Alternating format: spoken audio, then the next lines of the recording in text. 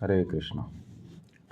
तो आज के इस कोट में श्रील प्रभुपाद कहते हैं कि चूंकि आपने अपना जीवन दिया है भगवान की सेवा में, इसलिए आप ऑलरेडी परफेक्ट हो।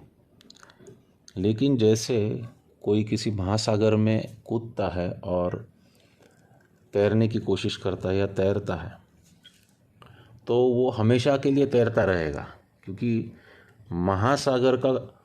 महासागर को तैरकर पार करना यह असंभव है। तैरने की संभावना कितनी है? अनंत है। वो अनंत रूप से बस तैरता ही रहेगा, जब तक वो है तब तक तैरता ही रहेगा। उसी प्रकार से कृष्ण भावना में, भगवत भक्ति में आप कितना परफेक्ट हो सकते हो, उसकी अनंत संभावनाएं हैं। There is always a scope for improvement. हमेशा भक्ति में सुधार करने के लिए हमारे पास अनंत संभावनाएं हैं। हमारे आचरण में सुधार करने के लिए हमारे पास अनंत संभावनाएं हैं, क्योंकि भगवान, भक्ति और भक्त ये अनंत है।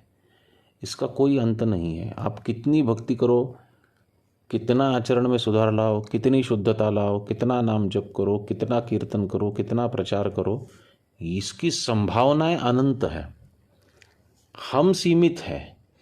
हमारा समय, हमारी स्किल्स, हमारी आयु, ये सब सीमित है, लेकिन संभावनाएं अनंत है। इसलिए व्यक्ति ने ये कभी नहीं सोचना चाहिए कि मैंने बहुत भक्ति कर ली और अब बस हो गया। नहीं, बहुत कुछ नहीं होता है। यहाँ पर सब कुछ अनंत है, और जब अनंत होता है और असीम होता है तो उसको आजीवन करते रहना चाहिए। इसलिए आलय शब्द आया है।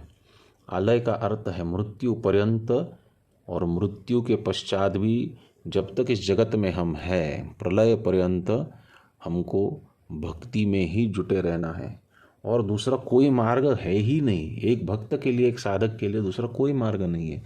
उसके लिए भक्ति ही है, और भक्ति करना यही सबसे बड़ा कार्य है। जीवन का सबसे बड़ा उद्देश्य है कृष्ण भावना में प्रगति करना, और उस प्रगति करने का एक बहुत आसान सा मार्ग है कृष्ण भावना का प्रचार करना। क्योंकि आचरण करने के लिए कभी कभार लिमिटेशन हो सकते हैं, क्योंकि हम लिमिटेड है, हमारी क्षमता लिमिटेड है, परंतु प्रचार करने के लिए कोई लिमिटेशन नहीं है। हम किसी को प्रचार करें, वो किसी और को करे, वो किसी और को करे, ये चेन रिएक्शन इतनी लंबी बढ़ जाती है।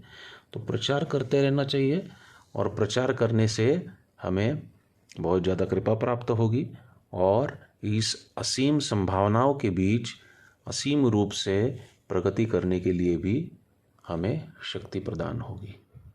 हरे कृष्ण।